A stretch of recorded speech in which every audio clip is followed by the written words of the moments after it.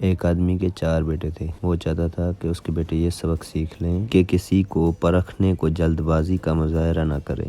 لہٰذا اس بات کو سمجھانے کے لیے اس آدمی نے اپنے بیٹوں کو ایک سفر پر روانہ کرنے کا فیصلہ کیا اور دور دراز علاقے میں ایک ناشپاتی کا درخت دیکھنے کے لیے بھیجا۔ ایک وقت میں ایک بیٹے کو سفر میں بھیجا کہ جاؤ اور اس درخت کو دیکھ کر آ جاؤ۔ باری باری سب کا سفر شروع ہوا۔ پہلا بیٹا سردی کے موسم میں گیا، دوسرا بہار میں، تیسرا گرمی میں اور سب سے آخر والا چھوٹا بیٹا خزاں کے موسم میں گیا۔ جب سب بیٹے اپنا سفر ختم کر کے واپس لوٹ آئے تو اس آدمی نے اپنے چاروں بیٹوں کو ایک ساتھ طلب کیا اور سب سے ان کے سفر کی الگ الگ تفصیل کے بارے میں پوچھا۔ پہلا بیٹا جو سردی کے موسم میں اس درخت کو دیکھنے گیا تھا، اس نے کہا، ابا جان وہ درخت بہت بدصورت، جھکا ہوا اور ٹیڑھا سا تھا۔ دوسرے بیٹے نے کہا، اے والد محترم وہ درخت تو ہرا بھرا تھا، ہرے بھرے پتوں سے بھرا ہوا تھا۔ تیسرے بیٹے نے ان دونوں بھائیوں سے اختلاف کیا کہ وہ درخت تو پھولوں سے بھرا ہوا تھا اور یہ کہ اس سے حسین منظر پہلے کبھی دیکھا ہی نہیں تھا۔ سب سے چھوٹے بیٹے نے اپنے بھائیوں سے اتفاق ظاہر کیا کہ وہ ناشپاتی کا درخت تو پھل سے لدا ہوا تھا اور ان پھل کے بوجھ کی وجہ سے وہ درخت زمین پر لگا ہوا تھا اور زندگی سے بھرپور نظر آ رہا تھا۔ اس سب کے بعد اس آدمی نے مسکرا کر اپنے چاروں بیٹوں کی طرف دیکھا اور کہا کہ تم چاروں میں سے کوئی بھی غلط نہیں کہہ رہا، سب اپنی اپنی جگہ درست ہیں۔